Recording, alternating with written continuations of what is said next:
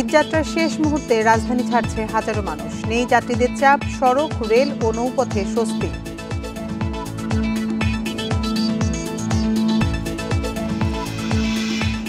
ফাঁকা ঢাকায় থাকছে 5 স্তরের নিরাপত্তা। কলকাতায় বসে ষড়যন্ত্র দমন করা হবে, হুঁশিয়ার স্বরাষ্ট্র উপদেষ্টার।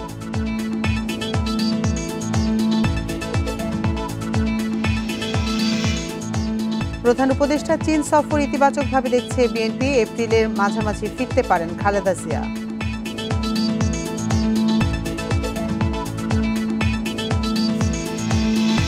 ময়মনসিংহে গৌরীপুরে বাসের ধাক্কায় প্রাণ গেল 4 অটোযাত্রী। ঈদের বাড়ি ফিরছিলেন নিহত যাত্রীরা। এই ঈদে জামা জুতো অ্যাকসেসরিজের ডিসকাউন্ট। স্বাগত বিরতিহীন সংবাদ দুপুরে, আপনাদের সাথে আছি আমি আতিফান জোমান। শিরোনাম শুনছিলেন এতক্ষণ, এবার চলে যাচ্ছি পুরো খবরে। ঈদযাত্রার শেষ দিনেও নির্ধারিত সময়ে ট্রেন ছাড়ায় স্বস্তিতে যাত্রীরা। অন্যান্য বারের মতো ট্রেনের জন্য অপেক্ষা বা ভোগান্তি না থাকায় সন্তোষ জানিয়েছেন তারা। এদিকে রোববার সকালে কমলাপুর স্টেশন পরিদর্শনে এসে স্বরাষ্ট্র উপদেষ্টা বলেন, কোনো রকম দুর্নীতি প্রশ্রয় না দেওয়ার সুফল পেয়েছে সাধারণ মানুষ। এবারের ঈদে জঙ্গি হামলার কোনো শঙ্কা নেই বলে আশ্বস্ত করেন তিনি। রোববার সকাল থেকেই কমলাপুর রেল স্টেশনে ছিল জনস্রোত। শেষ মুহূর্তে রাজধানী ছাড়া মানুষের চাপ থাকলেও অন্যান্য বছরের মতো বিশৃঙ্খলা বা প্রচণ্ড ভিড়ের ভোগান্তি চোখে পড়েনি। কেবল টিকিটধারীদের প্রবেশের অনুমতি দেওয়ায় অবৈধভাবে প্ল্যাটফর্মে অবস্থান করতে পারেনি কেউ। এতে স্টেশনের পরিবেশ আগের তুলনায় অনেক বেশি সুশৃঙ্খল হয়েছে জানিয়েছেন যাত্রীরা। ব্যবস্থাপনায় স্বস্তি প্রকাশ করে যাত্রীরা বলেন, ট্রেনে উঠতে কোনো ঝামেলা হয়নি। সময় মতো ট্রেন ছেড়ে যাওয়ায় স্বস্তি জানান তারা। এবারে মোটামুটি ভালোই আছে, কোনো সমস্যা নাই, ভিড় ভাট্টাও সেরকম নাই এবং টাইম অনুযায়ী সারবে আমি আশা করি। গতবার সেবার অনেকটা ভালো আর কি, কোনো গ্যাঞ্জাম নাই, কোনো রকম সমস্যা নাই আর কি। আমরা নির্বিঘ্নে সিট পাইছি, বাড়ির উদ্দেশ্যে যেতে পারতেছি। অতীতে অতিরিক্ত যাত্রী চাপের কারণে ঝুঁকি নিয়ে অবৈধভাবে ট্রেনের ছাদে ভ্রমণ করেছেন অনেকে। তবে রোববার 2-1টি বাদে বাকি সব ট্রেনের ছাদ থেকে অবৈধ ভ্রমণকারীদের নামিয়ে দিয়েছে রেল কর্তৃপক্ষ। অন্যবারের তুলনায় এবার হচ্ছে যে অনেক আরামে উঠতে পেরেছে আর কি, ওরকম কোনো ইয়াই ছিল না, ভিড়ই ছিল না। আমরা খুব একসাথে উঠেছি। এবার ট্রেনও সঠিক টাইমে আসছে। গতবারের তুলনায় এবার ট্রেনগুলো প্রতিটা টাইম মেনটেন করে ছাড়তেছে। রেলের মহাপরিচালক সাংবাদিকদের জানান, ঈদ শেষে ঢাকায় ফেরার ট্রেনেও একই রকম স্বস্তির যাত্রা থাকবে। সন্ধ্যা থেকে যাত্রী চাপ একটু তুলনামূলকভাবে একটু বেশি। তো আমাদের একটা ট্রেনে একটু সমস্যা হয়ে গেছিল, অতিরিক্ত যাত্রী এটা উঠেছিল, এটা লালমনি এক্সপ্রেসে। আমাদের এটাকে একটু বিলম্ব হয়েছে, আর বাকি সমস্ত ট্রেনগুলো চলেছে। রেল কর্তৃপক্ষ এবারের মতো আগামীতেও যেন যাত্রীদের এমন স্বস্তিদায়ক সেবা দিতে পারে সেই প্রত্যাশা যাত্রীদের। Khaled Raihan, Independent News, Dhaka. ঈদযাত্রা আরও খবর জানাতে রাজধানীর কমলাপুর রেলওয়ে স্টেশন থেকে জানাচ্ছেন আমাদের সহকর্মী মাহমুদুল হাসান। মাহমুদুল হাসান, আপনি এর আগে যেমনটি জানাচ্ছিলেন যে সকাল থেকে রেল স্টেশনে বেশ যাত্রী চাপ ছিল, এখন পরিস্থিতি কেমন দেখছেন? কোনো ধরনের শিডিউল বিপর্যয়ের কোনো তথ্য আছে কিনা?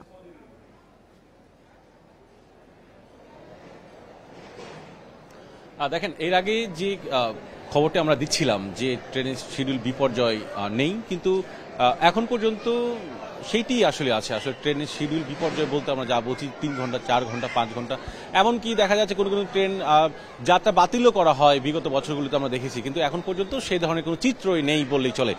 বরং যেটি দেখছি যে অন্যবারের তুলনায় এবার স্বস্তির মধ্যে দিয়ে ঈদ যাত্রা করছেন যাত্রীরা, এবং বিগত বেশ কয়েকদিন ধরে, অর্থাৎ এবারে যে 6 থেকে 7 দিনের যে ঈদযাত্রা ট্রেনের, সেটিও আজকে শেষ দিন, এবং আজকে শেষ দিনে অনেকটা স্বস্তির মধ্যে দিয়ে ঈদযাত্রা হচ্ছে। এবং এখানকার যারা যাত্রী আছেন, বিশেষ করে ট্রেনের যাত্রী অপেক্ষা করছেন, তাদের সঙ্গেও কথা বলেছি, এবং যারা ইতিমধ্যেই যাত্রা শুরু করেছেন তাদের সঙ্গেও সকালে কথা বলেছি। তারা যেটি বলছেন যে তারা স্বস্তির মধ্যে দিয়েই তারা প্রিয়জনের সঙ্গে ঈদ করতে যাচ্ছেন। একই সঙ্গে অন্যবারের তুলনায় এবার তারা অনেকটা নির্বিঘ্নেই তারা যাত্রা করছেন। এবং একটা বিষয় সেটি হচ্ছে যে একটা সময় আমরা জানিয়েছিলাম যে 30টির মতন ট্রেন ছেড়ে গেছে, এবং এখন পর্যন্ত যে তথ্য সেখানে দেখা যাচ্ছে যে প্রায় 35-এর মতন ট্রেন এই কমলাপুর স্টেশন ছেড়ে দেশের বিভিন্ন গন্তব্যে চলে গেছেন এবং এখন অপেক্ষা করছে 2 থেকে 3টি ট্রেন অপেক্ষা করছেন এবং দুপুরবেলায় ট্রেনের সংখ্যা এমনিতেই কম থাকে, বিকেল বা সন্ধ্যার পর থেকে ট্রেনের সংখ্যা আবারও বাড়তে শুরু করবে। তবে যাত্রীরা কিন্তু অপেক্ষা করছে, অনেকেই 1 ঘন্টা 2 ঘন্টা আগে এসে পৌঁছেছেন, তারা অপেক্ষা করছেন ঈদ যাত্রা করার জন্য। অনেকেই দেখা যাচ্ছে যে প্রশ্ন করেছিলাম যে ঈদের আগের দিন বা ঈদের এত পরে কেন যাচ্ছেন, অনেকে বলছেন কাজ শেষে, কিংবা তারা মনে করেছেন যে একটু পরে গেলে হয়তো বা ভিড়ভাড়টা কম হবে বা যে ভোগান্তি হয় সেই ভোগান্তি কম হবে, সেই জন্যই তারা যাচ্ছেন। তবে যতগুলো যাত্রীর সঙ্গে আমার কথা হয়েছে বা যতগুলো যাত্রীর সঙ্গে কথা বলেছি, কেউ কিন্তু নেতিবাচক কিন্তু মন্তব্য করেনি এবারে, সকলেই কিন্তু ইতিবাচক কথা বলেছেন যে এবারে ঈদ যাত্রাটা অন্যবারের তুলনায় ভালো হচ্ছে। এবং একই সঙ্গে সদস্য উপদেষ্টাও এসেছিলেন, তিনি যাত্রীদের সঙ্গে কথা বলেছেন, তখন কিন্তু আমরা ছিলাম। যাত্রীরা কিন্তু সদস্য উপদেষ্টাকে কিন্তু এটিও বলেছেন যে এবার ঈদ যাত্রা ভালো হচ্ছে, স্বস্তির মধ্যে দিয়ে তারা যাচ্ছেন। সব মিলে যদি বলা যেতে পারে যে এখন পর্যন্ত ঈদ যাত্রা, বিশেষ করে ট্রেনে ঈদ যাত্রা স্বস্তিদায়ক, এইটুকু বলা যেতে পারে। কমলাপুর রেলওয়ে স্টেশন থেকে সবশেষ তথ্য জানাচ্ছিলেন সহকর্মী মাহমুদুল হাসান। এদিকে ঈদের আগে ভিন্ন রূপ দেখা গেল গাবতলী বাস টার্মিনালের। নেই যাত্রীর চাপ, নেই ভোগান্তিও। ডেকে ডেকে টিকিট বিক্রি করছে কাউন্টারগুলো। গত কয়েক বছরে এমন স্বস্তির ঈদযাত্রা হয়নি বলছেন যাত্রীরা। সরকারের সমন্বিত চেষ্টায় এটা সম্ভব হয়েছে বলে দাবি করেছেন সড়ক উপদেষ্টা। যাত্রীর চাপ নেই, তাই নেই ব্যস্ততাও। সময় যেন কাটছেই না কাউন্টার মাস্টার সেল্টু মিয়ার। আব্দুল্লাহপুর থেকে ওই গাবতলী আসতো, তো এখন মনে করেন গাজীপুরও গাড়ি পাচ্ছে, আমাদের ডিডি পরিবহনই পাচ্ছে, তা আব্দুল্লাহপুরেও পাচ্ছে আমাদের ডিডি পরিবহন, মালিবাগ, নতুন বাজার, সায়দাবাদ সব জায়গায় পাচ্ছে। ওই জন্যই গাবতলীতে যাত্রী নাই। তার মতোই অবস্থা গাবতলীর প্রায় সব কাউন্টারে। শেষ মুহূর্তের ঈদযাত্রায়ও অলস সময় পার করছেন কর্মীরা। প্রতিটি কাউন্টারের সামনে দেখা গেছে টিকিট বিক্রির হাক ডাক।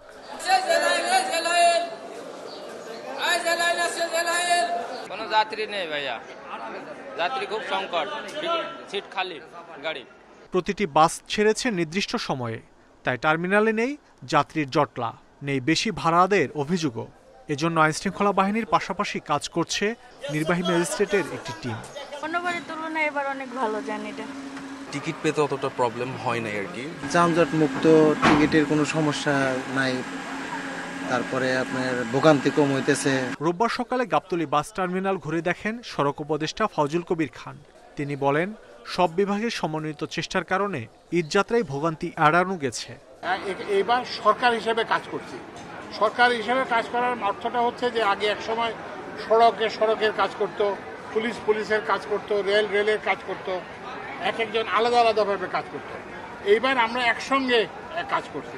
পরিবারের সঙ্গে ঈদ করে মানুষ স্বস্তিতেই ঢাকায় ফিরতে পারবেন বলেও আশা প্রকাশ করেন উপদেষ্টা। মাহমুদ শরীফ, ইন্ডিপেন্ডেন্ট নিউজ, ঢাকা। এ বিষয়ে আরো জানাতে সাভার থেকে আমাদের সাথে যোগ দিচ্ছেন সহকর্মী রুবেল আহমেদ। রুবেল, সড়কের সাভার অংশের পরিস্থিতি কেমন দেখছেন? কোনো ধরনের যানজট চোখে পড়েছে কিনা? যাত্রী চালকরা কি বলছেন?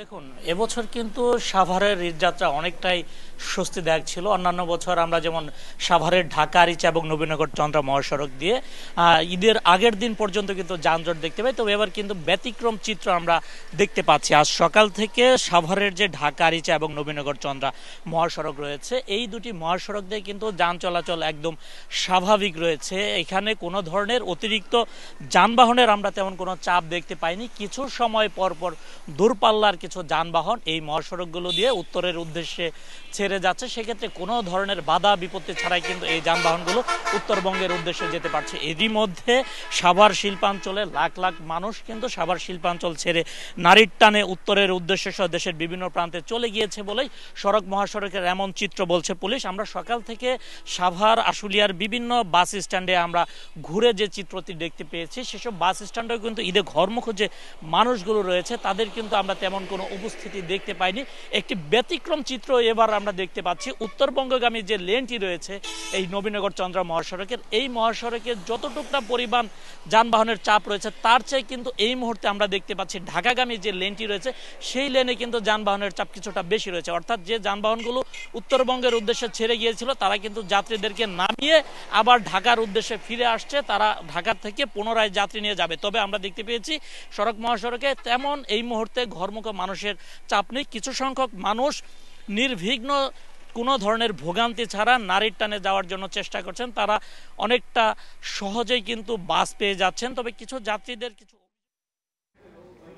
সাভার থেকে সড়কের পরিস্থিতি জানাচ্ছিলেন সহকর্মী রুবেল আহমেদ। প্রধান উপদেষ্টা প্রফেসর মোহাম্মদ ইউনূসের চীন সফর নিয়ে ফরেন সার্ভিস একাডেমিতে সংবাদ সম্মেলন চলছে, আমরা সরাসরি চলে যাচ্ছি সেখানে। প্রতিষ্ঠানগুলোর অংশগ্রহণের জন্য আগ্রহ ব্যক্ত করেছি এবং তারাও এই বিষয়ে ইতিবাচক প্রতিক্রিয়া দেখিয়েছেন। আপনারা এর প্রতিফলন দেখতে পারবেন জয়েন্ট স্টেটমেন্ট। দ্বিতীয়ত হচ্ছে শিল্পায়ন। আপনারা সকলেই জানেন দেন শাওপিং যখন চীনে বিস্তৃত এবং গভীর সংস্কার সাধন করলেন, তার একটা প্রধান উদ্দেশ্য ছিল ফরেন ডিরেক্ট ইনভেস্টমেন্ট, চীনের প্রতি আকৃষ্ট করা। এবং এই রিফর্মের ফলে আমরা দেখেছি ৮০ সালের থেকে শুরু হয়ে আজ পর্যন্ত বিশাল পরিমাণ এফডিআই বা ফরেন ডিরেক্ট ইনভেস্টমেন্ট বিশেষ করে পশ্চিমা দেশগুলো এবং মার্কিন যুক্তরাষ্ট্র থেকে চায়নাতে এসেছে। যে সমস্ত কারণে এই বিনিয়োগগুলো পশ্চিমা দেশগুলোর থেকে চীনে এসেছিল, সেই কারণগুলোর কারণেই কিন্তু আজ চীনের থেকে ইনভেস্টমেন্টগুলি অন্যান্য দেশে চলে যাচ্ছে। ভিয়েতনামে চলে গেছে অনেকটুকুই, এবং তা আমাদের দেশে আমরা আকৃষ্ট করবার চেষ্টা করছি। আগামী দিনগুলোতে আমাদের যুব সম্প্রদায়ের যে কর্মসংস্থান তার অনেকটাই নির্ভর করবে আমাদের শিল্পায়নের গতির উপরে। মাননীয় প্রধান উপদেষ্টা প্রেসিডেন্ট শিকে সরাসরি আহ্বান জানিয়েছেন চীনা প্রতিষ্ঠানগুলো যাতে বাংলাদেশে এসে তাদের কারখানা স্থাপন করেন, এবং প্রেসিডেন্ট শি সাথে সাথে জবাব দিয়েছেন যে বিষয়টি তিনি ব্যক্তিগতভাবে তদারকি করবেন। এটা আমাদের জন্য একটা বড় পাওয়া।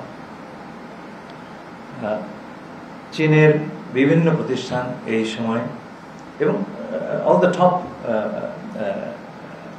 আপনার বিজনেস প্রতিষ্ঠান এই সময়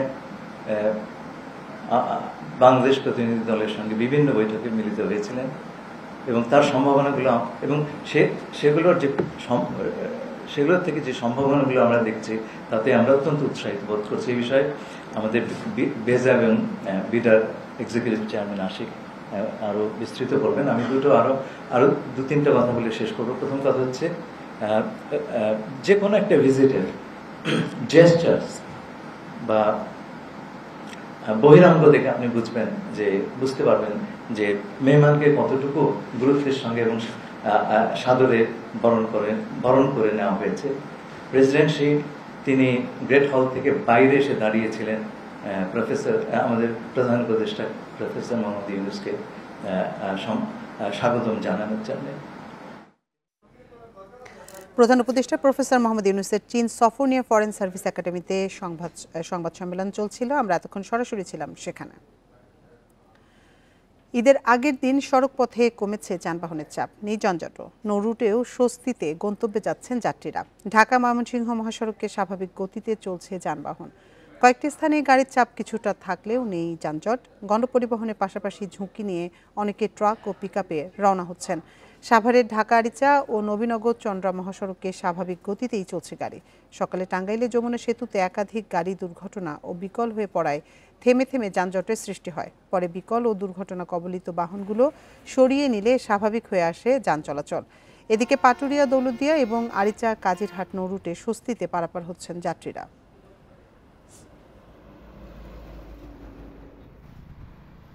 রাস্তাঘাট আছে একরকম ফাঁকা আছে, কিন্তু গাড়ি ঘোড়াও আছে, কিন্তু ভাড়াটার দিক দিয়ে অনেক বেশি। রাস্তাঘাটে মোটামুটি যানজট কিছুটা কম আছে, আর এমনি টিকিট জানিয়েছে মোটামুটি সন্তুষ্ট আমি।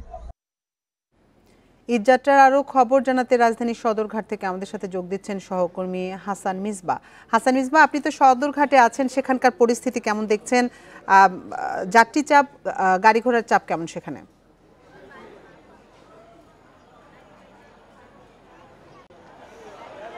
দেখুন, আমরা যে সদরঘাট ঈদের সময়ের যে সদরঘাট দেখে এসেছি সবসময়, এখন আসলে সেই সদরঘাট এই মুহূর্তে নেই।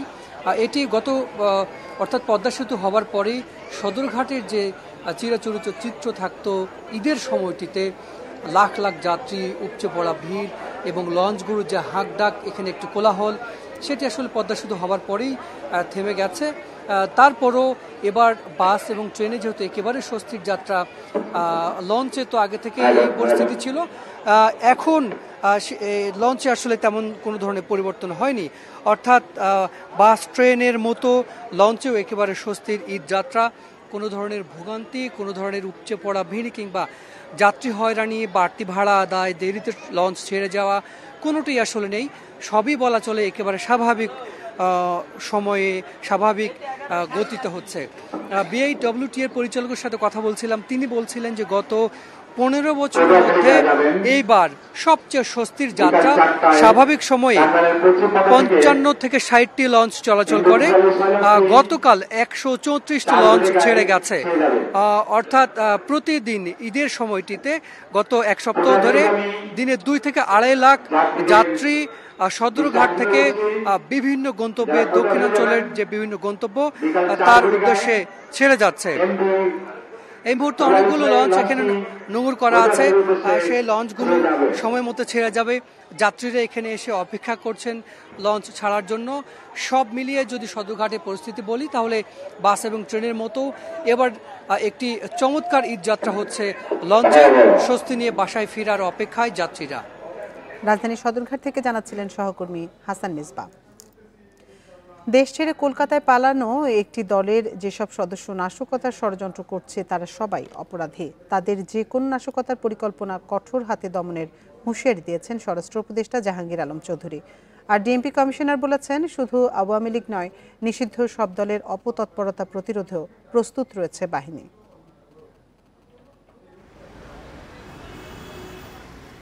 পবিত্র ঈদ উল ফিতর উদযাপনে উৎসবমুখর সারা দেশ, চলছে শেষ মুহূর্তের প্রস্তুতি।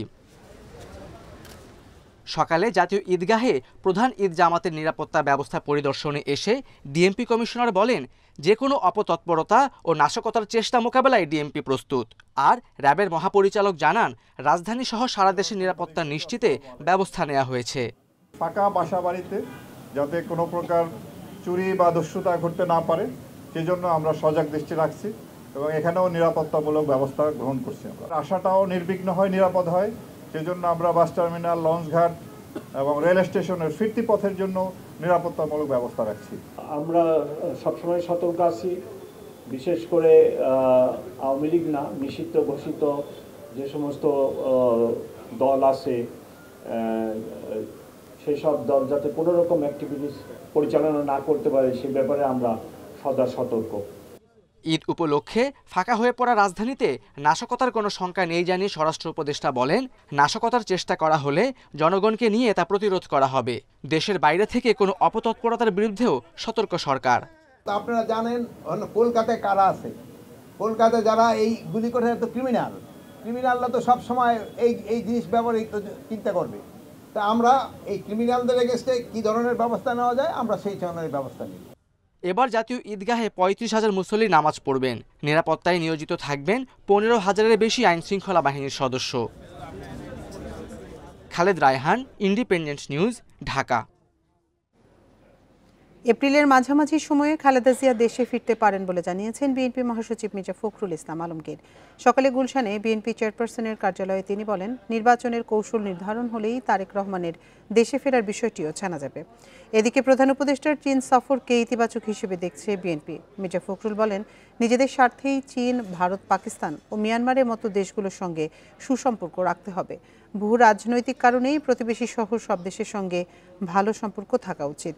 তিনি বলেন, চীন, ভারত, যুক্তরাষ্ট্রের আগ্রহ রয়েছে বাংলাদেশের প্রতি, যা কাজে লাগানো উচিত। তিনি বলেন, উদারপন্থী দলগুলো জাতীয় রাজনীতিতে সুযোগ কম পেলে জঙ্গিবাদ উত্থানের শঙ্কা থেকে যায়। তিনি মনে করেন, রাজনৈতিক অভিজ্ঞতার অভাবে নির্বাচনে সুনির্দিষ্ট রোডম্যাপ দিচ্ছে না অন্তর্বর্তীকালীন সরকার। এছাড়া শেখ হাসিনাকে ভারতে রেখে নির্বাচন পেছানো হলে দেশে সংকট তৈরির আশঙ্কা রয়েছে বলে মন্তব্য করেন বিএনপি মহাসচিব। প্রেসিডেন্টের সঙ্গে দেখা হয়েছে, যেটা খুব রেয়ার অকেশনস আর কি, এবং সেখানে কিছু আলোচনা হয়েছে। নিঃসন্দেহে যেটা পজিটিভ হবে বলে আমার মনে হয়, এবং আমরা কতগুলো যে আপনার সড়ক যেটাকে MOU স্বাক্ষর হয়েছে সেগুলো পজিটিভ, এবং আমি মনে করি এটা একটা পজিটিভ মেসেজ আমরা পেয়েছি।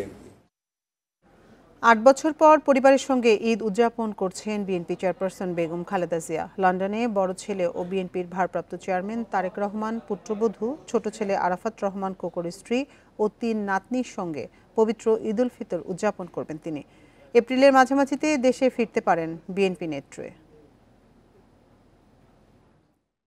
পরিবার পরিজনহীন নিঃসঙ্গ ঈদ নয়, বিএনপি চেয়ারপারসন খালেদা জিয়ার এবারের ঈদ উৎসব মুখর আনন্দের। লন্ডনে পুত্র পুত্রবধূ নাতনিদের সাথে পারিবারিক পরিবেশে ঈদ করবেন তিনি। এর আগে ২০১৭ সালের চিকিৎসার জন্য লন্ডনে যান খালেদা জিয়া। সে সময় ৩ মাস তারেক রহমানের বাসায় অবস্থান করেন, পরিবারের সদস্যদের সঙ্গে ঈদুল আজহা উদযাপন করেন। এরপর দীর্ঘদিন কারাগারে থাকায় পরিবারের সদস্যদের সঙ্গে ঈদ করা হয়নি তার। এই ঈদ আমাদের নেত্রী বেগম খালেদা জিয়া, আমাদের ভারপ্রাপ্ত চেয়ারম্যান তারেক রহমান এবং পরিবারের সদস্যদের, মরহুম আরাফাত রহমান কোকোর স্ত্রী এবং বাচ্চারাও সেখানে আছে। অতএব পরিবারের পূর্ণ সদস্য নিয়ে অবশ্যই এই ঈদ ওনাদের জন্য অত্যন্ত আনন্দদায়ক। বিএনপির সিনিয়র নেতারা আশা করছেন দ্রুত সুস্থ হয়ে দেশে ফিরে আসবেন বিএনপি প্রধান। আমরা সবাই আশা করছি এবং সারা দেশবাসী প্রতীক্ষায় আছে উনি সুস্থ হয়ে বাংলাদেশে ফিরে আসবেন আমাদের মাঝে এবং বাংলাদেশে গণতন্ত্র পুনঃপ্রতিষ্ঠায় এবং শক্তিশালী একটি রাষ্ট্র কাঠামো বিনির্মাণে তিনি আমাদের নেতৃত্ব দেবেন। ওনার চিকিৎসকদের সাথে কথা বলে যেটুকু জানা গেছে উনি খুব শীঘ্রই আসবেন ইনশাআল্লাহ। খালেদা জিয়া রাজনীতিতে সক্রিয় হলে বিএনপি আরও শক্তিশালী হবে বলে মনে করছেন দলের নেতাকর্মীরা। Jahanara Parveen, independent News, Dhaka. ময়মনসিংহের গৌরীপুরে বাস চাপায় অটোরিকশার 4 যাত্রী নিহত হয়েছেন, আহত হয়েছেন আরও 2 জন। ভোর 6টার দিকে উপজেলার কিশোরগঞ্জ মহাসড়কে এই দুর্ঘটনা ঘটে। পুলিশ জানায় মহাসড়কের চন্দ্রপাড়া এলাকায় গৌরীপুরগামী যাত্রী বাস অটোরিকশাকে ধাক্কা দেয়। এতে ঘটনাস্থলে কুলসুমা বেগম, মেয়ে দিলরুবা ও প্রীতি নামে এক যাত্রী নিহত হন। পরে আহত 3 জনকে উদ্ধার করে ময়মনসিংহ মেডিকেলে নেওয়া হলে সেখানে মারা যান রীতি। আহত 2 জন এখন চিকিৎসাধীন রয়েছেন। ঈদে অটোরিকশায় বাড়ি ফিরছিলেন নিহতরা। আমি ঈদ করার জন্য ময়মনসিংহে বাড়িতে যাওয়ার পথে রাস্তায় 3 জন আহত হয়েছে, আর একজন হাসপাতালে মারা গেছে। 4 জন মোট মারা গেছে। ঘটনাস্থলে স্পটে 3 জন মারা গেছে, একজন হাসপাতালে মারা গেছে। ঈদ উপলক্ষে তারা বাড়িতে সেহেরি খায়, বাড়িতে বেড়াতে যাচ্ছিল, তখন ওই সময় পিছন থেকে একটা বাস আসিয়া তার পিছন মাইরা দিছে। এবার স্বস্তিতে কেটেছে রমজান। ছিল না বিদ্যুতের লোডশেডিং, সংকট নেই গ্যাস পানির, নিত্যপণ্যের দাম ছিল নাগালের মধ্যে, যে কারণে মাস জুড়ে ইবাদত বন্দেগীতে মশগুল থাকতে পেরেছেন ধর্মপ্রাণ মুসল্লিরা। ইসলামী চিন্তাবিদেরা বলছেন এবার রমজান ছিল সত্যিকার অর্থেই বরকত ও রহমতের। গাছের পাতা ভেদ করে উকি দিচ্ছে চৈত্রের সূর্য, তবে তাতে নেই উত্তাপ। রোজায় এবার ছিল না গরমের তীব্রতা, মাস জুড়ে রোজাদারের হৃদয়ে ছিল প্রশান্তি।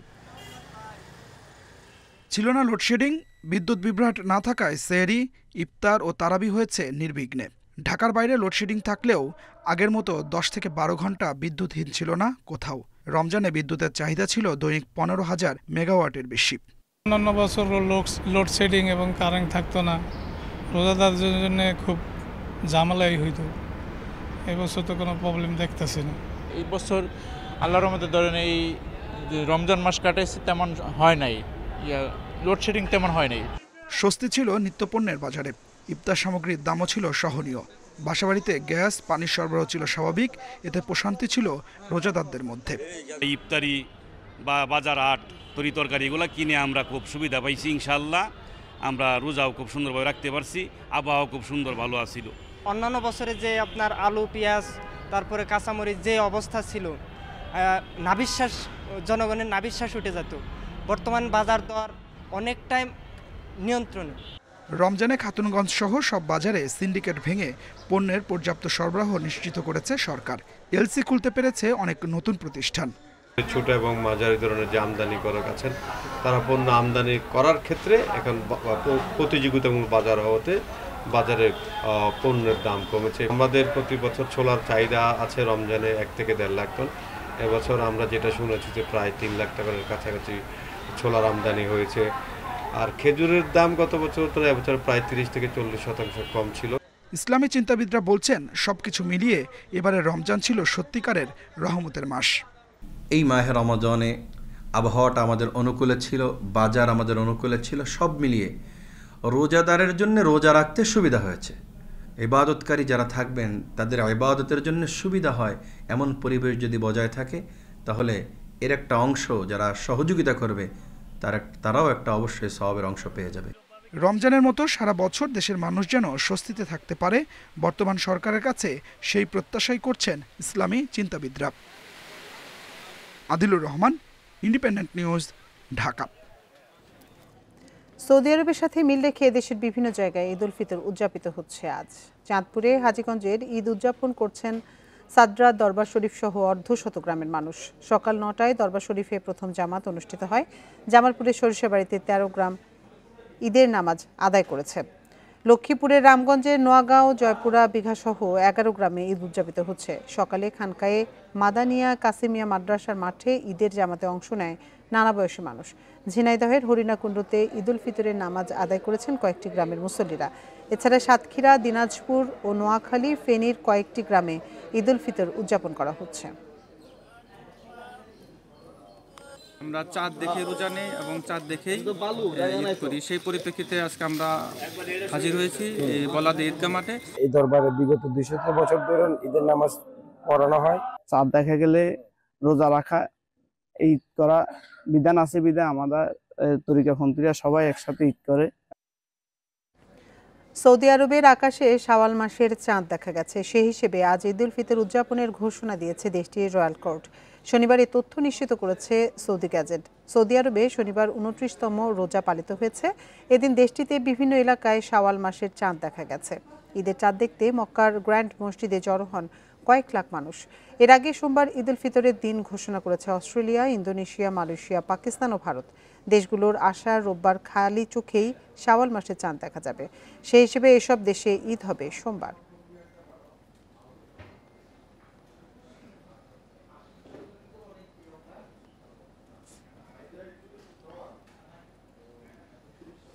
ঈদের লম্বা ছুটিতে লাখো পর্যটকের সমাগম ঘটবে পর্যটন নগরী কক্সবাজারে। তাদের বরণে প্রস্তুত জেলার হোটেল মোটেলগুলো। পর্যটকদের নিরাপত্তা নিশ্চিতে সতর্ক প্রশাসন। সবকিছু ঠিক থাকলে এবারে ছুটিতে 5 লাখের বেশি পর্যটক আসবেন কক্সবাজারে, আসা ব্যবসায়ীদের। রমজানের পুরো 1 মাসের স্থবিরতা কাটিয়ে প্রাণ ফিরে পেতে যাচ্ছে কক্সবাজারের পর্যটন খাত। 5 শতাধিক হোটেল মোটেলে চলছে প্রস্তুতি। পর্যটন খাতের ব্যবসায়ীরা বলছেন, গত বছরের রাজনৈতিক অস্থিরতায় পর্যটন শিল্পে ভাটা পড়েছিল। এবার সেই ক্ষতি পুষিয়ে লাভের আশা তাদের। আগামী কয়েকদিনের মধ্যে সেই দিনগুলো কিন্তু আমরা আমাদের কাঙ্ক্ষিত লক্ষ্যে পৌঁছাতে পারবো এবং লোক সমাগমও ভালো হবে। পর্যটকদের সমাগম কিন্তু খুব ভালোভাবেই হবে আমি আশা করছি। এই বছরও প্রত্যেকটা হোটেলের রিনোভেশনের কাজ হয়েছে এবং শ্বাস রব কক্সবাজারে প্রচুর পর্যটকের সমাগম করবে। আমরা যারা ট্যুর অপারেটর আসছি, আমাদের সাধ্যমতো আমরা বুকিং নিশ্চিত করেছি, যারা আমাদের মাধ্যমে বুকিং নিয়েছে। কক্সবাজারের পর্যটকদের নিরাপত্তায় সার্বিক প্রস্তুতির কথা জানিয়েছে পুলিশ। সর্বাগ্রে বাস থেকে নামা থেকে শুরু করে যাওয়া পর্যন্ত টুরিস্টরা আমাদের সম্পূর্ণ নজরদারিতে থাকবে এবং তাদেরকে যেন কেউ হয়রানি না করে। এই আলোকে আমাদের সব জায়গার মধ্যে ডেস্ক বসানো হয়েছে, হেল্প ডেস্ক বসানো হয়েছে। আমাদের সাথে যোগাযোগ করলেই আমরা টুরিস্টের সেবায় আমরা পৌঁছে যাব। এবার ঈদ মৌসুমে অন্তত 5 লাখ পর্যটক সমাগমের আশা ব্যবসায়ীদের। এতে অন্তত 1000 কোটি টাকার ব্যবসার আশা তাদের। তৌফিকুল ইসলাম, ইন্ডিপেন্ডেন্ট নিউজ, কক্সবাজার। এসএসএফ-এর সাবেক ডিজি মুজিবুর রহমান ও তার স্ত্রী তাসরিন মুজিবের 2টি ফ্ল্যাট, 10টি প্লট সহ 2টি বাড়ির খোঁজ পেয়েছে দুদক। তাদের এসব স্থাবর সম্পদ জব্দ ও 16 ব্যাংক হিসেব অবরুদ্ধের আদেশ চেয়ে আদালতে আবেদন করেছে সংস্থাটি।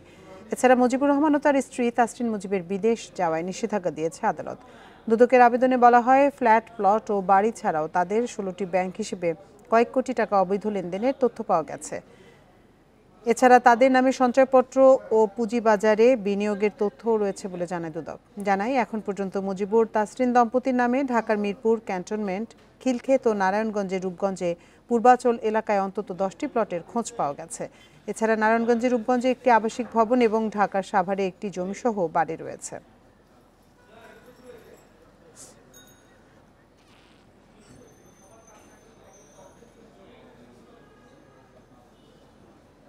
আর এই ছিল এখনকার বিরতিহীন সংবাদে। এতক্ষণ সাথে থাকার জন্য ধন্যবাদ সবাইকে।